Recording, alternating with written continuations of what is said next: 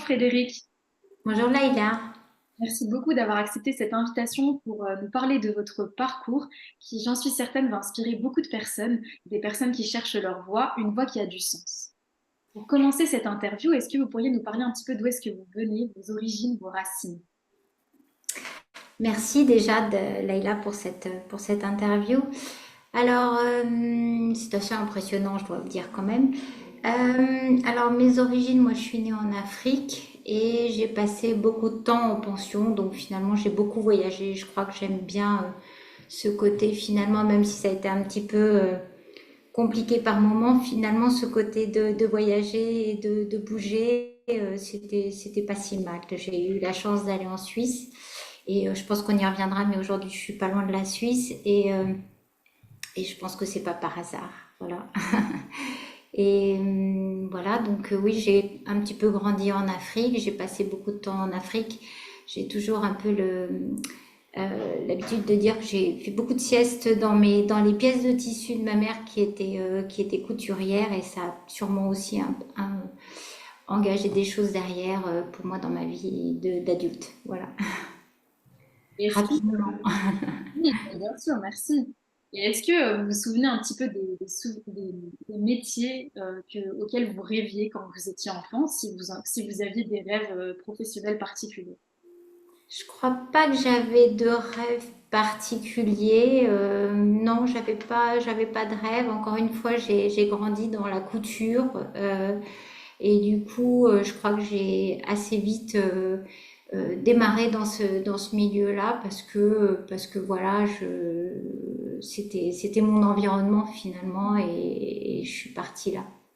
Quand vous dites que vous avez démarré dans la couture, c'est-à-dire? Bah, c'est-à-dire que déjà, je suis une autodidacte. Je me suis arrêtée au bac. J'ai pas souhaité faire d'études de grandes écoles. Et j'avais envie d'aller sur le terrain. J'avais voilà une vie familiale un petit peu compliquée. Et du coup, j'avais envie de travailler assez vite. Et ce qui m'intéressait, c'était plutôt tout ce qui était agencement des vitrines, tout ce qui était, ça a un nom qui m'échappe là, mais en fait tout ça, ça m'intéressait pas mal. Et puis bien sûr, bah, pour démarrer, j'ai démarré dans la vente, j'ai démarré, voilà, et le contact avec les gens, c'était vraiment ça aussi qui m'intéressait beaucoup, c'était le contact avec les autres. Ça, c'était assez important pour moi. Et à quel moment est-ce que vous avez intégré le milieu du golf? Alors c'est venu un petit peu plus tard, à un moment parce que finalement j'ai commencé à travailler assez jeune et bah, il s'est trouvé que je suis partie un petit peu aux États-Unis et quand je suis rentrée des États-Unis, je cherchais un emploi et je suis tombée dans un emploi où j'étais dans des salons et j'ai rencontré quelqu'un qui m'a demandé de vendre des simulateurs de golf. Je parle de ça il y a ouais, 35 ans, quelque chose comme ça. Et c'était le tout début du golf. Et donc, je me suis dit, bah oui, pourquoi pas, ça va. Je rentre des États-Unis, j'ai un niveau d'anglais qui est pas mal, peut-être que ça va m'aider et pourquoi pas. Et donc, bah, j'ai commencé avec mes simulateurs, mais déjà à l'époque, c'était des choses qui valaient quand même assez cher. Et je suis allée voir un directeur de golf en Normandie qui m'a dit, bah non, vos simulateurs, j'en ai rien à faire, mais par contre, je cherche quelqu'un pour travailler avec moi. Et ça a été le début d'une belle aventure. C'était un château qui est donc le château Le Golfe du Champ de Bataille qui faisait partie d'un groupe. Et là, ce qui m'a amusé beaucoup, c'est d'organiser des événements. Ben, c'est tout le côté public qui m'intéressait vraiment beaucoup, d'organiser des événements. Et puis à ce moment-là, ben, on travaillait beaucoup avec des sponsors. Donc c'était la recherche de sponsors, c'était tout le développement commercial qui était vraiment, vraiment passionnant et où je me suis finalement beaucoup amusée. C'était presque un peu un jeu de vendre, c'était un jeu, c'était devenu un jeu, voilà. Et l'endroit était très très beau et c'est vrai qu'on a eu des très beaux événements, notamment avec des sociétés comme Jaguar, comme voilà, dans le milieu du golf, on a facilement de belles sociétés qui viennent parce que c'est un endroit enfin, entre guillemets connu, reconnu pour rencontrer bah, des personnes dans les entreprises très haut placées et avoir des contacts assez faciles et développer du business assez facilement. Du coup, voilà, c'était de belles entreprises qui venaient nous voir et on a vraiment eu de beaux événements, des personnalités, etc. Enfin, c'est vrai que dans le milieu du golf, c'est assez fréquent. Voilà, c'est assez fréquent. Donc, vous avez occupé différents postes avec Oui, différents postes dans le golf, bah, la vente d'espaces publicitaires, la vente, donc trouver des sponsors, voilà, ça a été tout un cheminement et puis bah, finalement rencontrer beaucoup de gens dans ce milieu du golf et puis jouer, donc voilà, et puis il se trouve que bah, le père de mes enfants était professionnel de golf, c'est comme ça que je l'ai connu aussi. Et puis j'ai continué à évoluer beaucoup avec lui dans ce milieu du golf, à voyager beaucoup. Voilà, donc c'est vrai que ça a été mon environnement jusqu'à il n'y a pas très longtemps, jusqu'à il y a 5 6 ans, c'était complètement mon environnement. J'avais juste avant le Covid, j'avais créé mon entreprise également où j'organisais mes propres événements de golf et où j'organisais pour des entreprises, en fait, pour les joueurs des entreprises. vous. Ce qui représentait à peu près une cinquantaine d'événements par an. Donc c'est beaucoup de choses et beaucoup de moments sur le terrain aussi. Voilà. Donc Et c'est donc la différence entre ce genre d'événements, enfin les événements liés au golf et certainement d'événementiel dans d'autres domaines, c'est la possibilité d'avoir des clients dans des entreprises de prestige, des personnalités connues, oui. une caractéristique en plus du golf que vous pourriez nous transmettre là à chaud par rapport à ce domaine, à ce milieu en particulier.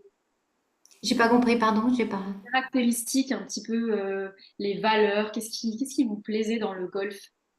Alors le jeu déjà en lui-même est quand même, c'est un vrai jeu d'humilité parce qu'on peut un jour avoir tout compris et le lendemain se dire mais c'est pas possible, qu'est-ce qui se passe?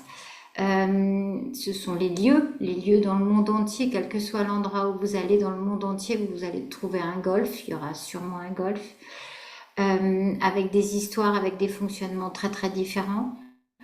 Vous pouvez être dans un pays, aller déjeuner dans un golf, vous aurez toujours une âme, toujours une ambiance, il y aura toujours un endroit. Et le lieu est beau, c'est que de la verdure, le lieu est très très beau. C'est serein, c'est apaisant, si en plus on a de la chance qu'il fasse beau, c'est un paradis sur terre. On a les oiseaux, on a les arbres.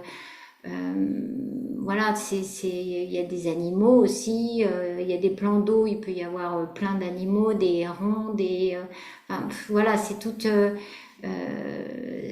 une vie.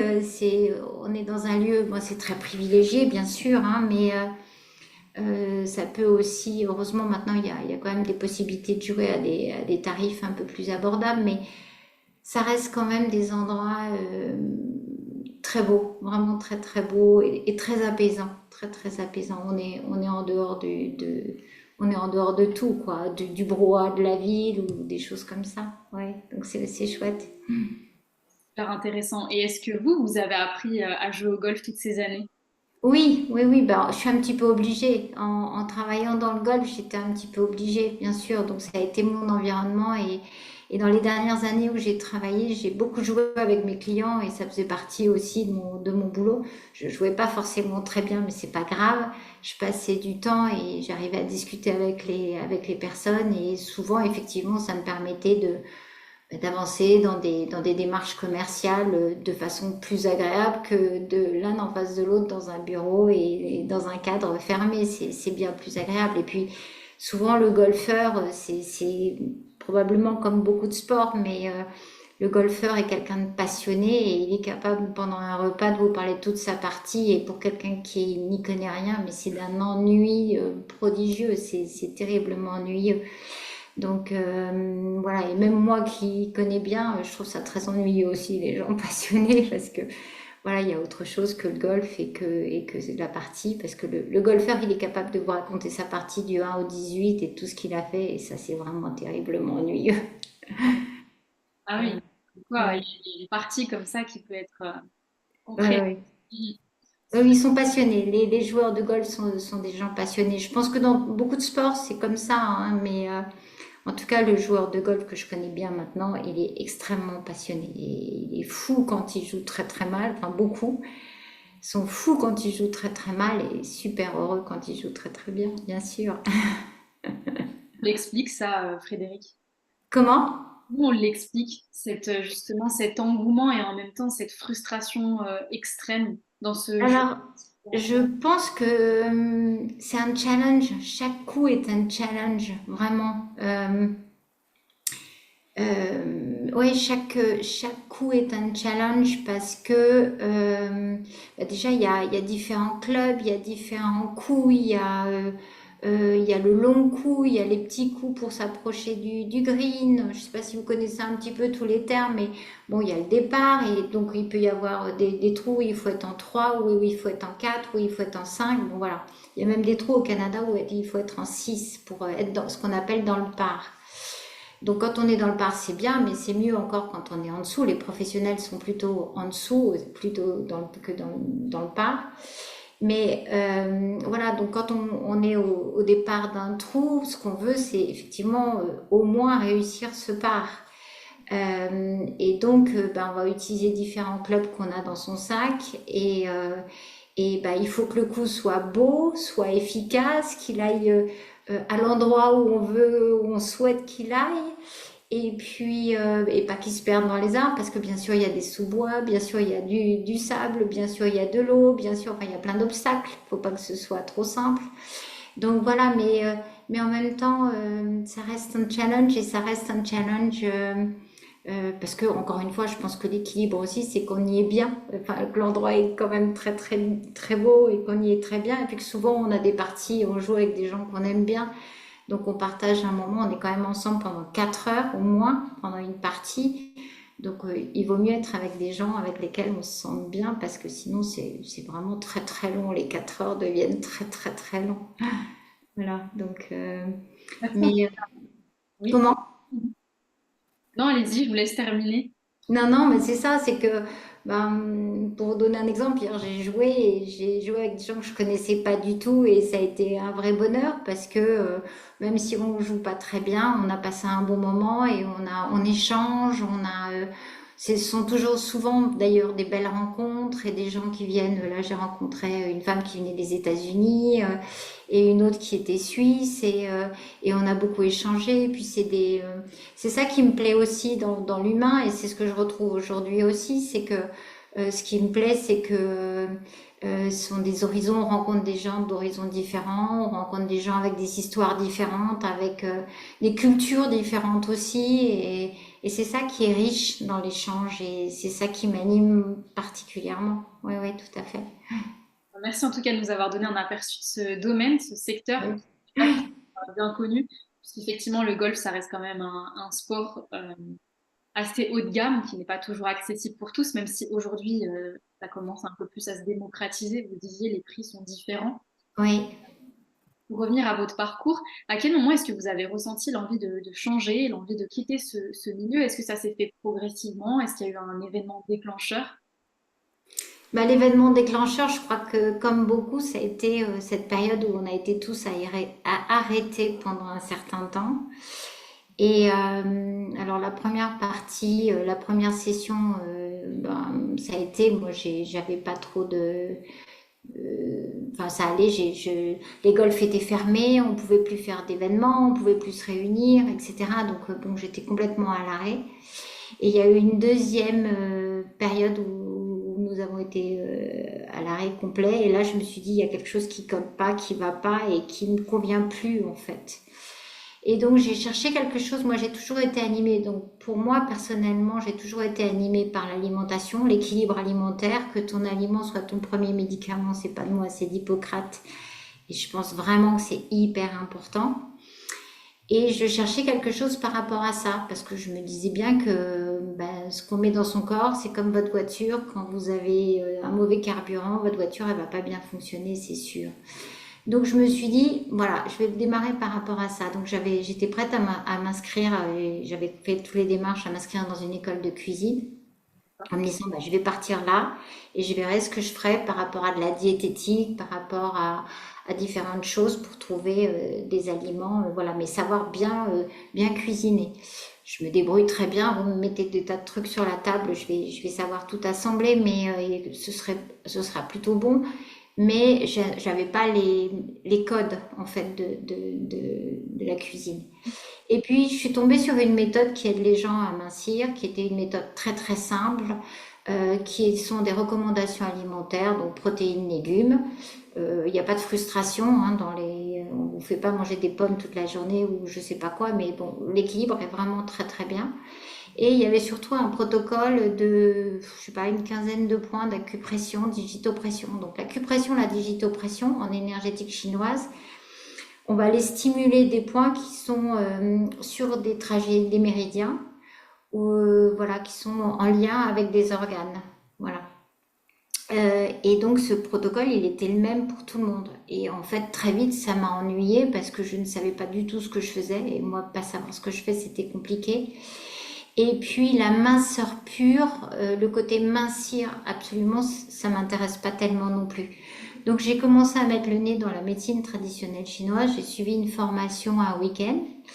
Et puis je suis allée dans une école, je sais, rien n'arrive par hasard. J'ai trouvé une école absolument fantastique dans le sud de la France, à côté de Grasse, avec quelqu'un que j'admire beaucoup, qui est mon enseignant, qui s'appelle Amael Ferrando. Et l'école s'appelle Kendreka.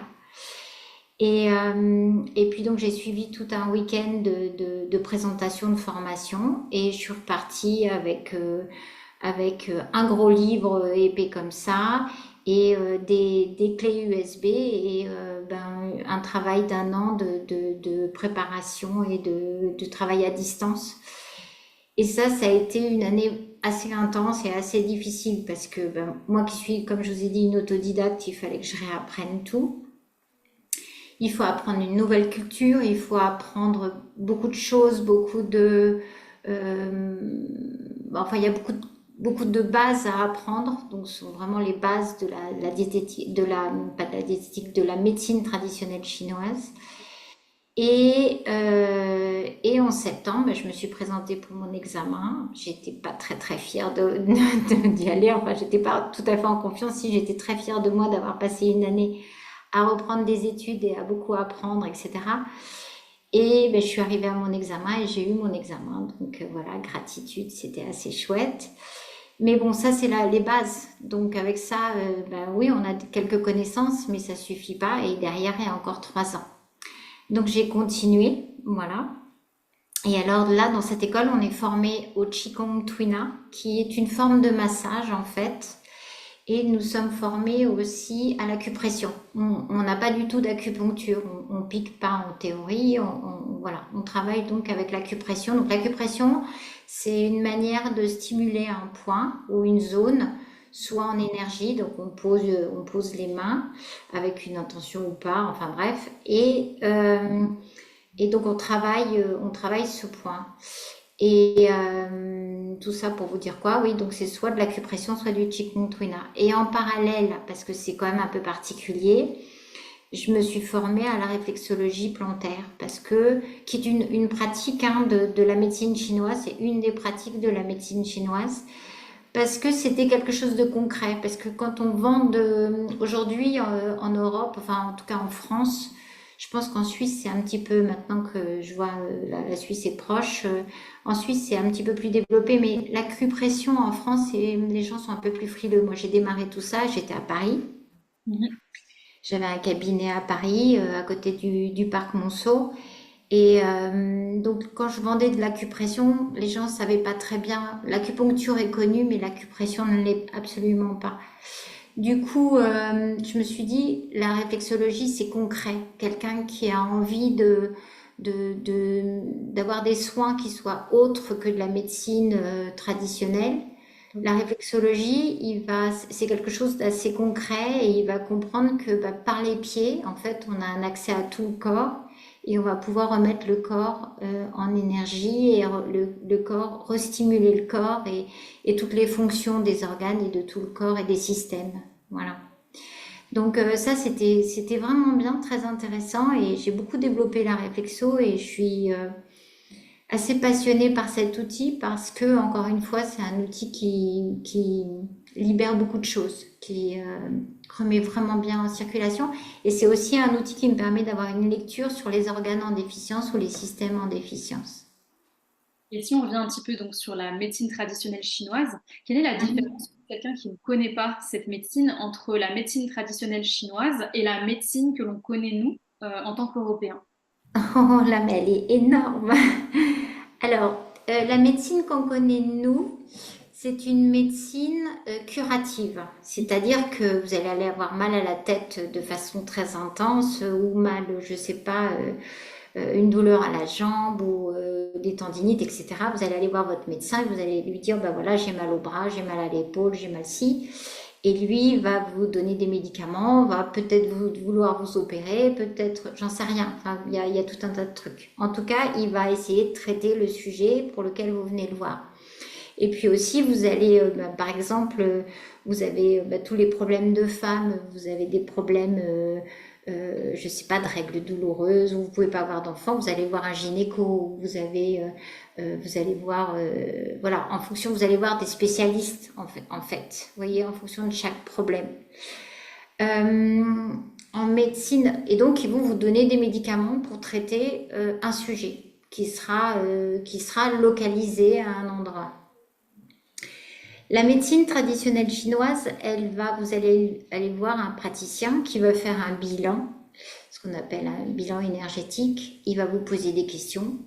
Il va regarder votre langue. C'est très bizarre. Moi, je demande aux personnes que je reçois de me tirer la langue. Ils sont toujours un peu surpris. Je vais prendre le pouls. Je vais poser plein de questions. Je vais regarder le teint. Je vais regarder l'attitude de la personne. Je vais regarder un peu sa morphologie. Je vais regarder pas mal de choses. Et en fonction de ça, je vais avoir une lecture globale du corps, en fait. Et en fonction aussi de tous les symptômes que lui va me décrire, qui n'ont pas forcément un lien par rapport à la médecine par rapport à un médecin classique. Moi, par exemple, quelqu'un qui va me dire j'ai mal à la tête, souvent c'est ce qu'on appelle une montée de yang du foie. C'est trop de choses qui sont concentrées dans la tête Hmm. et que la personne est trop en haut et pas assez en bas dans son corps. Mhm. Bon, je fais un peu simple, hein, mais Oui, voilà. Donc du coup, bah, je vais travailler sur toutes ces choses-là. Je vais travailler sur l'énergie du foie, je vais travailler sur l'énergie de la vésicule biliaire, je vais travailler... souvent, je vais d'abord travailler en lecture sur le pied et puis après, je vais combiner avec un travail par des points sur le corps, en hmm. complément. Voilà. D'accord. Super. Merci beaucoup pour cette... Ça va, c'est clair, parce que c'est pas facile, c'est un sujet assez... Vous êtes challengé sur la question, ça c'est sûr. voilà. Du coup, par rapport, donc vous disiez qu'il y avait des personnes, par exemple, vous parliez du mal de tête. Est-ce qu'il y a d'autres, est-ce que vous auriez d'autres exemples pour pouvoir inspirer justement des personnes?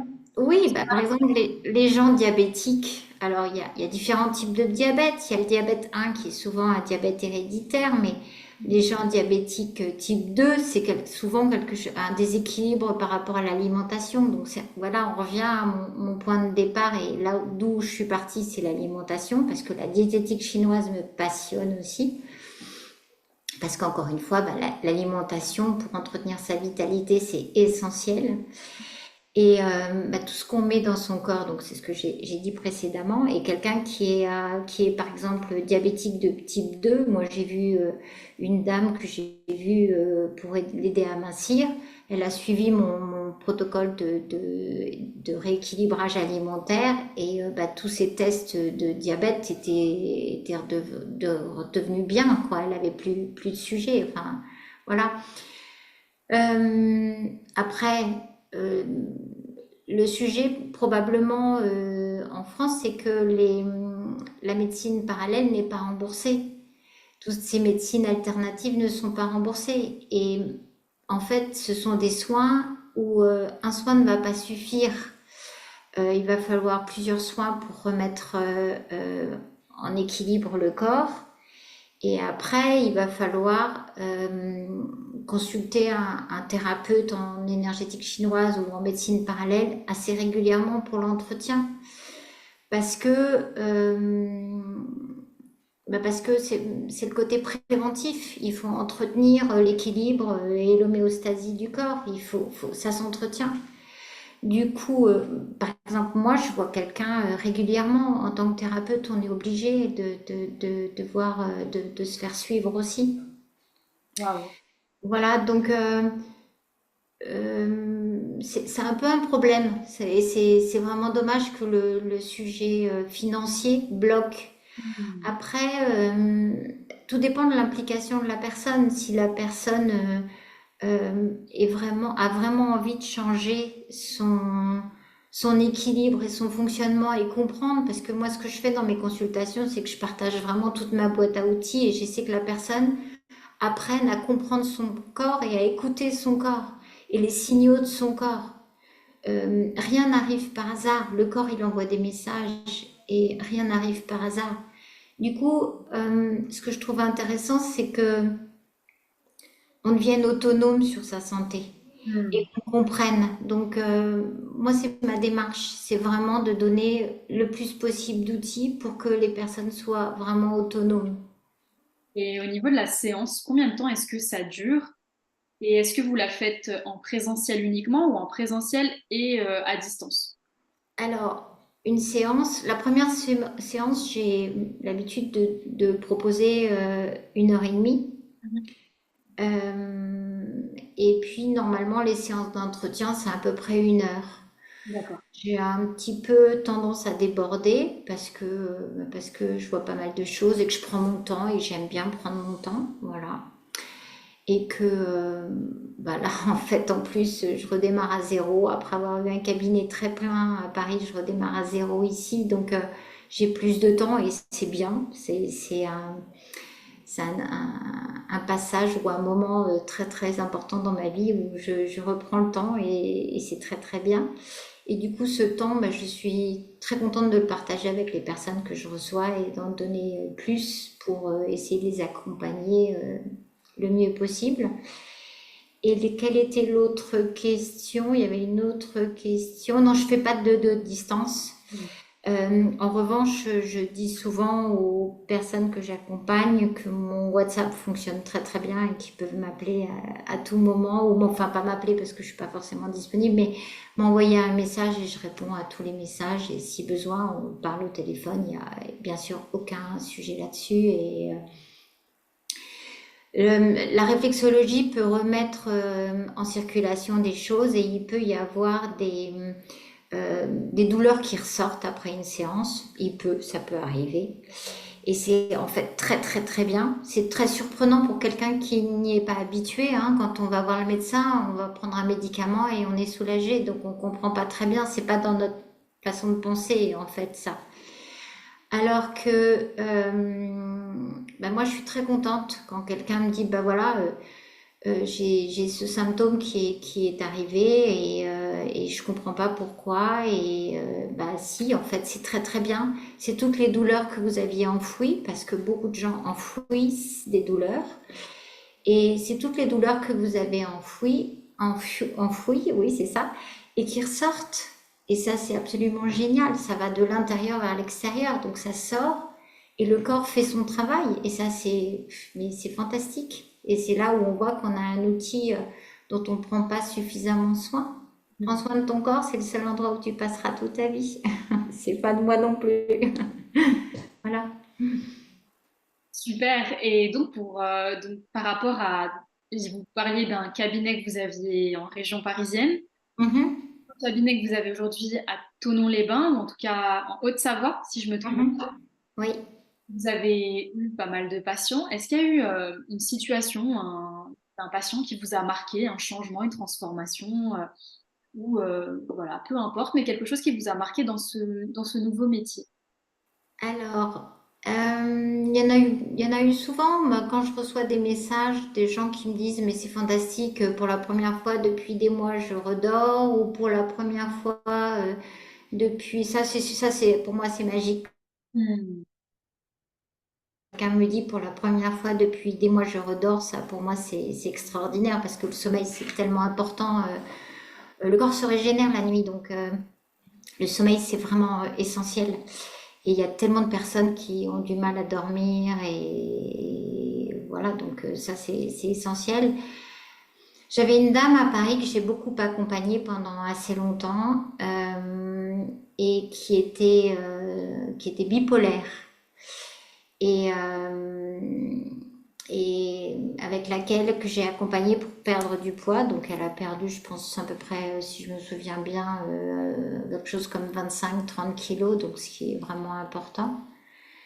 Donc les gens, je dirais, toutes ces personnes qui perdent du poids, qui se retrouvent dans un corps dans lequel elles se sentent bien, c'est c'est la vitalité qui revient, c'est l'énergie, c'est la confiance en soi, c'est beaucoup de choses qui reviennent.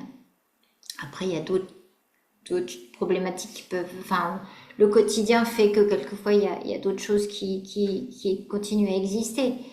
Mais c'est énorme quand on commence à se sentir mieux dans son corps, c'est très très important. Et tout ce côté, elle avait des impatiences dans les jambes oui, des impatiences, donc des jambes qui bougent facilement. Et ça, ce sont des choses qui avaient progressivement, au fil des séances, qui avaient disparu. Donc ça aussi, c'est assez magique. C'est Mhm. assez magique. Je ne sais pas si on peut parler de guérison, Mhm. mais on retrouve un bien-être. Guérison me fait, je vais pas dire peur, mais en tout cas bien un vrai bien-être après des séances, un vrai bien-être. Mais encore une fois, il faut, c'est un duo en fait. Hein. Moi, je vais remettre le corps en énergie, je vais utiliser tous les outils que je peux.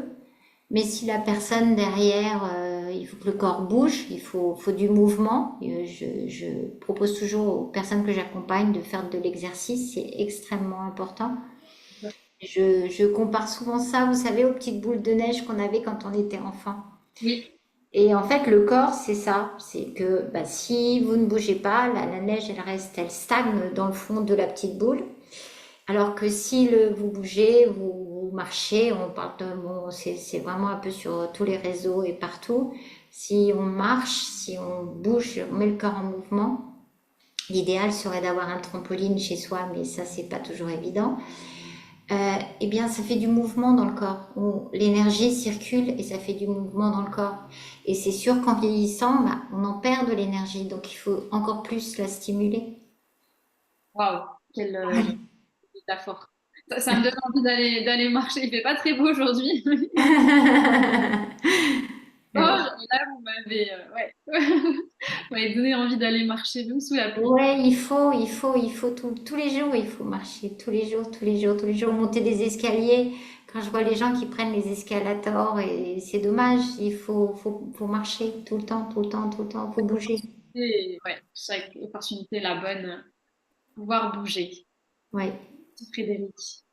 Une autre question par rapport à ce domaine aujourd'hui, si on fait le parallèle ou bien le lien entre votre métier d'avant, votre métier d'aujourd'hui, qu'est-ce que votre métier d'avant vous apporte encore au quotidien aujourd'hui? Qu'est-ce que le domaine du golf vous apporte dans votre métier de thérapeute en médecine traditionnelle chinoise? Je pense que c'est le contact et le bien-être. Quand j'organisais des événements dans le golf, ce que j'aimais bien, c'est que alors j'avais un événement particulier qui fonctionnait très très bien. J'organisais des challenges d'hiver. Je faisais jouer les gens l'hiver par toutes les conditions de temps. Donc ça, c'était en région parisienne. Donc inutile de vous dire qu'il y a eu des moments où il y avait de la neige, du brouillard, de la pluie, etc. Et ça finissait toujours autour d'un déjeuner hyper convivial. Et je pense que tous les gens qui ont participé à ces compétitions pourraient en parler encore en disant que c'était vraiment des moments super conviviaux, super sympas. Et même si on se levait à 6 heures du matin, parce que derrière il fallait faire 1 heure de trajet pour aller au golf, taper 3 balles avant d'aller jouer, parce que c'est pas facile d'aller se mettre sur le terrain sans avoir un petit peu d'entraînement et chauffer un peu tout ce corps qui est un petit peu froid. Quelquefois, on a joué avec des -4, -5, ça pouvait être un peu gelé, etc. Je me souviens de personnes qui venaient avec des chaufferettes électriques dans le corps, etc. Donc voilà, donc c'était assez amusant, enfin amusant. C'était vraiment très très sympathique et très chaleureux et très bienveillant. Tout le monde c'était plein d'échanges. Et en fait, je crois que ce que je retrouve et qui me plaît beaucoup dans ce que je fais aujourd'hui, c'est l'échange